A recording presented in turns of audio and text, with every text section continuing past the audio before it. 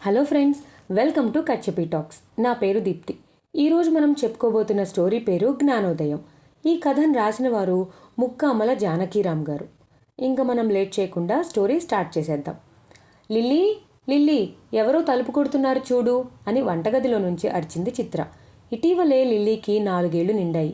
తల్లి అంతగా పిలిచినా లిల్లీ పలకలేదు. దాంతో తనే వెళ్ళి తలుపు తీసి చూసింది. చేతిలో పాల డబ్బాతో పాలవాడు నిలబడి ఉన్నాడు. ఒక్క నిమిషం ఆగండి, గిన్నె తెస్తాను అని వంటగదిలో నుండి పాత్ర తెచ్చి పాలు పట్టింది చిత్ర. లిల్లీ, లేచి బ్రష్ చేసుకో, స్కూల్కి త్వరగా వెళ్దాం అంది చిత్ర. లిల్లీ నుండి సమాధానం రాలేదు. పడక గదిలోకి వెళ్ళి చూసింది. లిల్లీ సెల్ ఫోన్ చూస్తూ కూర్చుంది. చిత్ర కోపంగా లిల్లీ చేతిలో ఉన్న సెల్ ఫోన్ లాక్కుంది. తీసుకువెళ్ళి బ్రష్ చేయించింది. స్కూల్కు తయారు చేసింది. లిల్లీని స్కూల్లో దింపి ఇంటికి చేరుకుంది. లిల్లీ సాయంత్రం ఇంటికి రాగానే అమ్మ దగ్గర ఉన్న సెల్ ఫోన్ తీసుకుని బెడ్ పైకి చేరుకుంది. కాసేపు అయ్యాక అమ్మ తలనొప్పిగా ఉంది అని ఏడుపు అందుకుంది. నెల రోజుల నుంచి ప్రతిరోజు తలనొప్పి అని అంటోంది lily.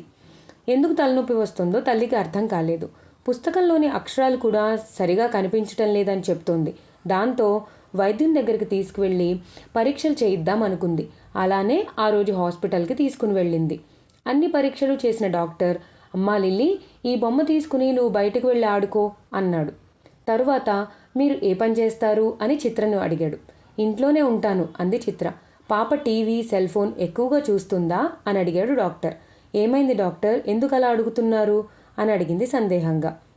Lily cell phone, TV ఎక్కువగా చూడటం వల్ల కంటిలో ఉన్న నరాలపై ఒత్తిడి పడింది. దానివల్ల చూపు మందగించింది. అందుకే తలనొప్పి వస్తోంది. ప్రస్తుతం కళ్ళద్దాలు ఇస్తున్నాను, కొన్ని మందులు రాస్తున్నాను. కానీ మీరు మీ పాపను టీవీకి, సెల్ ఫోన్కి ఎంత దూరంగా ఉంచితే అంత మంచిది. లేకుంటే భవిష్యత్తులో పెద్ద సమస్యలు రావచ్చు అని డాక్టర్ విడమరిచి చెప్పారు. ఆసుపత్రి నుంచి ఇంటికి వచ్చిన తర్వాత చిత్ర చాలా బాధపడింది. నా వల్లే ఇలా జరిగింది. నేనే తనకి సెల్ ఫోన్ అలవాటు చేశాను.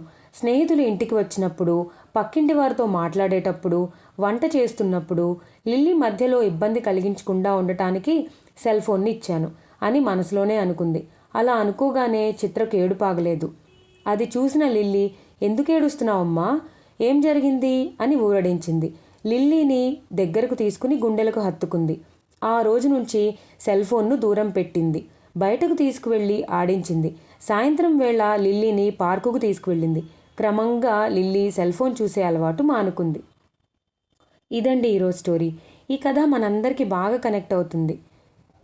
ఈ మధ్య చాలామంది పేరెంట్స్ని సాయంత్రం పూట పిల్లల్ని దగ్గరలో ఉన్న గ్రౌండ్కో లేదా పార్కుకో తీసుకువెళ్ళి ఆడిస్తున్నాం. వాళ్ళతో టైం స్పెండ్ చేస్తున్నాం. దాదాపు ఈ అవేర్నెస్ చాలామందికే పెరిగిందని చెప్పాలి. సో ఇప్పుడు ఇంట్లో కూర్చుని ఫోన్ చూసే పిల్లలు బాగా తగ్గారనే నేను అనుకుంటున్నాను. ఎందుకంటే మా ఇంటి చుట్టుపక్కలైతే అలానే ఉంది. సో మీకు కూడా ఈ స్టోరీ నచ్చితే ఖచ్చితంగా ఛానల్ని సబ్స్క్రైబ్ చేసుకోండి. Thank you for watching.